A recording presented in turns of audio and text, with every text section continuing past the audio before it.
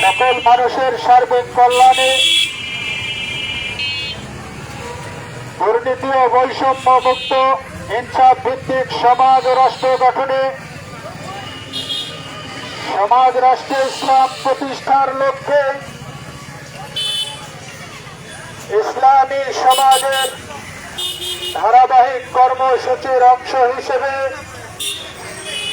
আগামী 10ই মহরম 26শে জুন রোজ শুক্রবার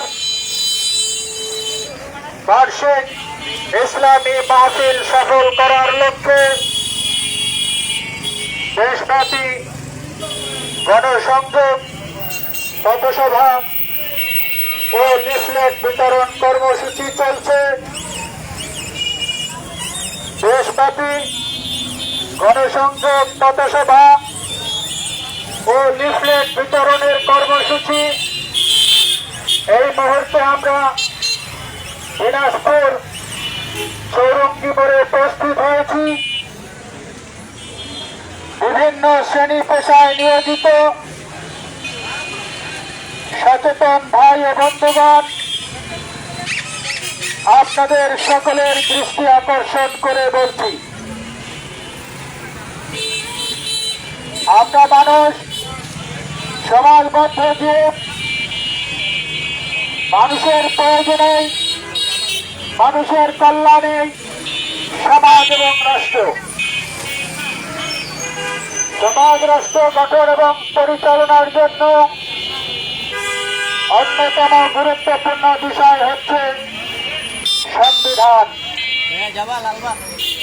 মানব জাতির, সমাজ ও রাষ্ট্র সহ সমগ্র জীবন গঠন এবং পরিচালনা করার জন্যই সার্বভৌম ক্ষমতার একমাত্র মালিক সৃষ্টিকর্তা আল্লাহ প্রয়োজনীয় আইনবিধান সম্বলিত কল্যাণকর পরিপূর্ণ জীবন ব্যবস্থা হিসেবে ইসলাম প্রদান করেছেন।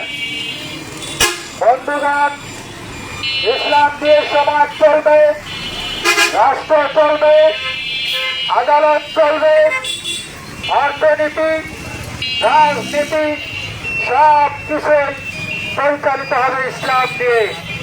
কিন্তু দুঃখজনক হলে সত্য, বিশ্বে মুসলিম পরিচয়দানকারী লোকেরা ইসলামকে সংবিধান হিসেবে বাদ দিয়ে ইসলামকে বানিয়ে নিয়েছে নিছক কিসের ধর্মীয় আচার অনুষ্ঠান। বন্ধুগণ, ইসলাম নিছক কোন ধর্ম নয়, ইসলাম হচ্ছে কল্যাণকর পরিপূর্ণ একমাত্র জীবন ব্যবস্থা। ইসলামের মৌলিক বিষয় হচ্ছে তিনটি।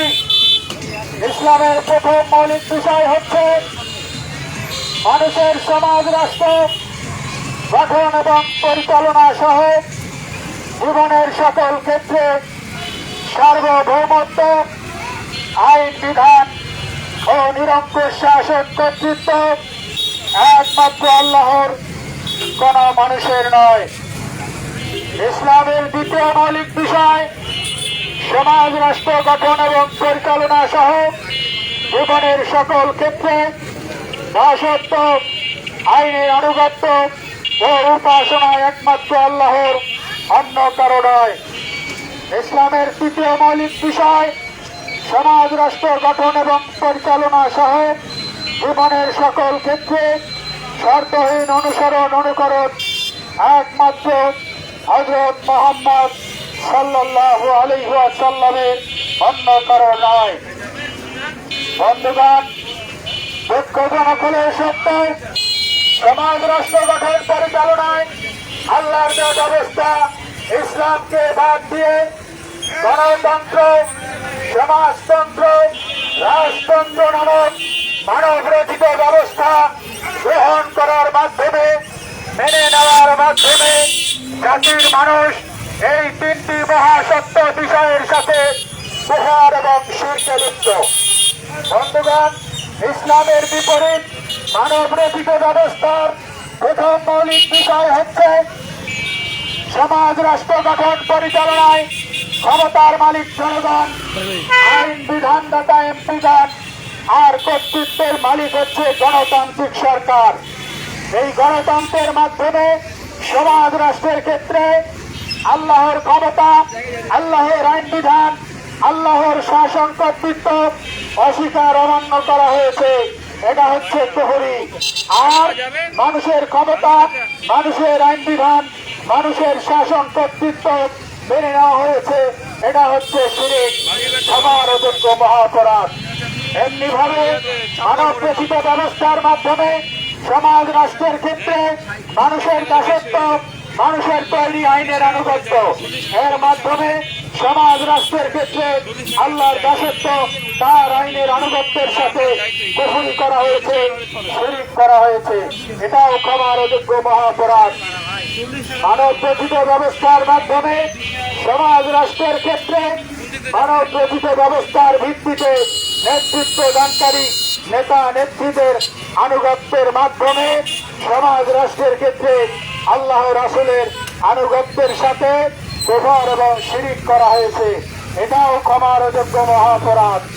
বাংলাদেশ সহ গোটা বিশ্বের মানুষ সমাজ রাষ্ট্র গঠন পরিচালনায় ইসলামের পরিবর্তে মানব রচিত ব্যবস্থা গ্রহণ বা মেনে নেওয়ার মাধ্যমে মহান রবের সাথে কুফর এবং শিরকে লিপ্ত, মহান রবের বিধানের আনুগত্যের সাথে কুফর এবং শিরকে লিপ্ত, মহান রবের সত্য নেতা রাসূল, নবী এবং রাসূলের সত্য নেতা আনুগত্যের সাথে কুফর এবং শিরকে লিপ্ত, যার কারণে বিশ্বব্যাপী চরম মানবিক বিপর্যয়, মানুষের জীবনে দুর্ভোগ এবং অশান্তি। আর এ সকল মানব রচিত ব্যবস্থার অধীনে থেকে মৃত্যুবরণ করলে নিশ্চিত ঠিকানা হবে জাহান্নাম। ইসলামের বিপরীত মানব রচিত সকল ব্যবস্থাই হচ্ছে কুফর এবং শিরক, জাহান্নামের পথ, আযাব গজবের পথ।